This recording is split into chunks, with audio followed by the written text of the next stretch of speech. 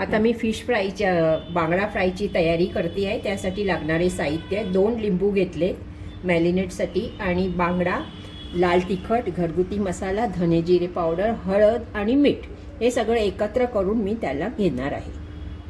टाकू सर. हे आता ह्याच्यामध्ये मी लिंबू पिळून घेते म्हणजे छान आंबट होईल. फिश फ्रायला मसालाही छान लागेल आणि आंबट आंबट छान लागणार. मच्छीची चव वाढते लिंबू टाकल्याने.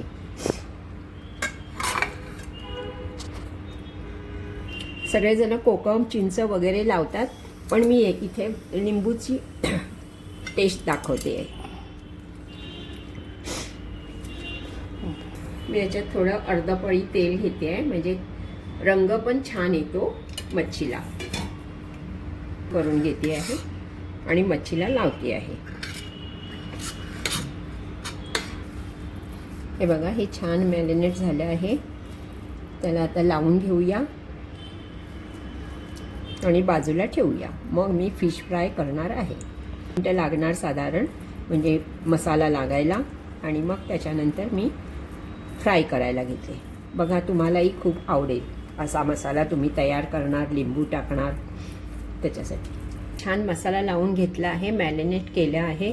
डॉक्टर लोक पण सांगतात की बाबा ही तुम्ही मच्छी जास्त खा मटण मच्छीपेक्षा. आता मी हे बाजूला 15 मिनटं ठेवते आहे. 15 मिनटानंतर मी फ्राय पण करणार आहे. हे बघा, आपलं छान मॅरिनेट झाली आहे. साधारण मी 15 मिनटं घेतली आहेत. आता मी तळण्यासाठी हे रव्याच्या ह्याने मी तळणार आहे. त्यासाठी हा रवा मी इतका घेतला आहे आणि थोडंसं 2 चमचे तांदळाचे पीठ, ते चवीला थोडंसं मीठ कव्हर करण्यासाठी. आणि त्याच्यात ह्याच्यामध्ये मी एकत्र केल्यानंतर हे मी घोळणार आहे. कसं घोळायचं ते मी तुम्हाला सांगते.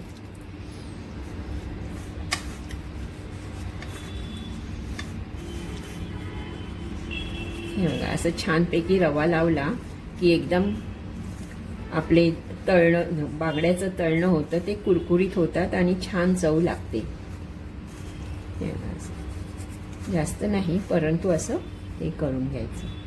हे बघा, ह्या प्रकारे मी सगळं लावून घेतलं आहे. आता मी हे तेल गरम करत ठेवलंय आणि त्यामध्ये मी हे एक एक करून सोडते आहे.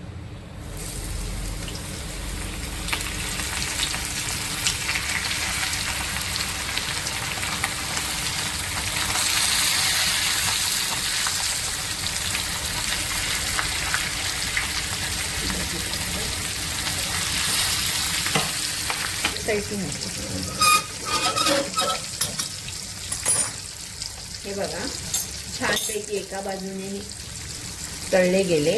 आता मी त्यांना फिरवून घेते आहे.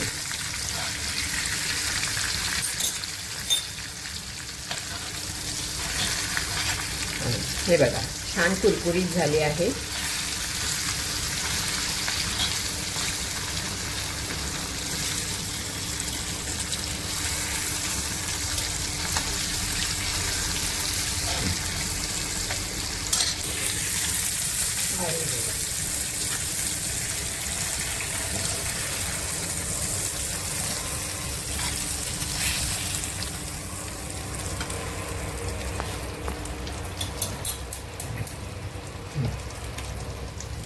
हे बघा, मी सगळे हे लोखंडी तव्यापासून मी फ्राय पॅनमध्ये अजून पलटवले आहे. त्यांना आता जरा खरपूस भाजून घेते आहे.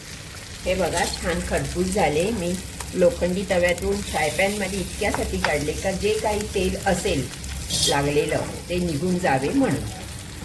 हे छान खरपूस झाले. आता मी त्यांना सर्व करून घेते आहे.